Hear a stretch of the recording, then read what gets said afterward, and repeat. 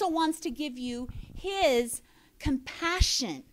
We've all seen little commercials where you see the darling little faces of the little kids, and their eyes are looking so cute and their faces look so sad. And sometimes we get inundated with so many of these cute little pitiful pictures that you almost become callous to it. And you just like, I can't handle any more of that missions and support a child stuff. So you kind of just turn it off in your head. God has a compassion. God has compassion for the lost. And God has compassion for widows, for orphans, for the poor, for those in need. He has a compassion that is so far beyond our human compassion. And he wants to give you his heart. Now, sometimes when you see those little pictures, you feel like, my money's limited. I can't just keep taking kids on because there's a limit to what I'm able to do. Think about it. If you allow God's compassion to stir in your heart, don't you think that if it's God's compassion, he will give you the resources to fulfill the compassion that he is stirring in your heart? When we started O Sunny Day, the orphanage that we started in East Africa, we didn't have the money to do it. We didn't have sponsors guaranteed. We started with 30 children. And I had a couple $1,000s that my daughter, Christy, and we went over to East Africa, and we were confronted with a need that was so desperate. And it was a need that we could not just ignore anymore. There were children, girls being sexually abused right then in the villages. There needed to be a place where they could come for safety. I thought, okay, we could take this money and we could maybe buy 30 beds and mattresses and pillows and sheets, and I think maybe I could trust God for 30 people that would help us out $1 a day. And that was where my faith was. I didn't have the money for that. And you start an orphanage, it's not like building a well, or it's not like doing a citywide outreach. I mean, you are saying, we will provide for you till you grow up. And then we're going to figure out a way that you will be prepared to be able to take care of yourself when you grow up. It is a very, very long-term commitment. We started with 30 kids, and God began bringing in sponsors. And then I just began opening my mouth and pleading for the cause of the orphans. And God amazingly just started bringing people into our path that said, I want to sponsor a house. And we had a Christian dentist that said, I want to sponsor a house. The church here said, we'll sponsor a house, call it Covenant House. Someone said, I'll sponsor 10 kids.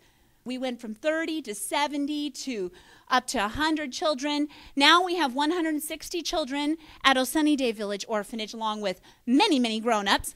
And on top of that, there's a school situation. And then we have a second orphanage, Gumana Yesu Children's Center, which means gum, like keep with Jesus. And at Gumana Yesu, it works with families, and it's like in a church setting. There's 450 kids there. When we took on those kids, we didn't have the money for it. We still don't have the money for it. I got emails just yesterday and today with horrendous needs. Mattresses are wearing out, mosquito nets need to be replaced. And I can look at these emails and it can feel like, I can't do this. But you know what? I don't need to do it. I just need to say, Lord, I thank you that you have put these kids on our heart. These are your kids. You've just put me in the place where we need to just open up our mouth and share the heart. And God provides. He has been providing for years. He will continue to provide. When I've been recently studying about the word compassion, and I found out that there is this word in the Greek that when it's talking about the compassion of Jesus Christ, and the word is splagnid zamahi. Splagnid zamahi is the word for compassion. It means not just like someone making you do something, but it is a heart of compassion that comes from the inside. We want for God's compassion, his love, to stir in us and move us to action. A story in the Old Testament that is about compassion is about the story of Moses when he was a little baby. In Exodus chapter 2, verse 5, it says, Then the daughter of Pharaoh came down to bathe at the river, and her maidens walked along the riverside. And when she saw the ark among the reeds, she sent her maids to get it. And when she opened it, she saw the child. And behold, the baby wept, so she had compassion on him. Okay, I love this story because, okay, this princess, she knew about the need already.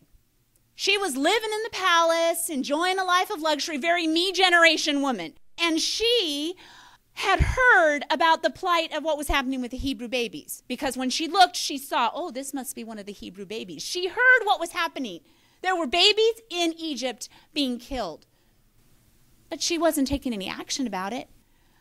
But when she had this little basket and she opened it up and she looked, okay, it's like those little eyes in the pictures, you know. She looked, but this one was live. This little baby was right in front of her face, and she looked at this child, and the baby cried. And something within her, it was compassion, came from her, and she made a decision right there. I'm going to do something about this. She decided she was going to take that little baby into her house. She even got little Miriam, and she said, I want you to go find me a nurse, and I will pay you. She was willing even to put her money on the line.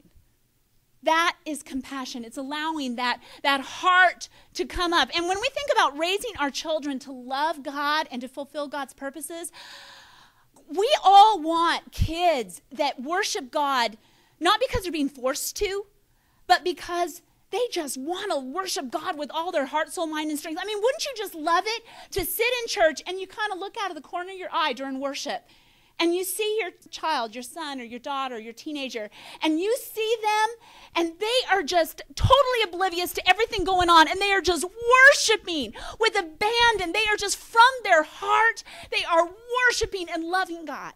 Okay, wouldn't that just bless you? Or, you know, have you ever had a time when you found your child doing something really selfless?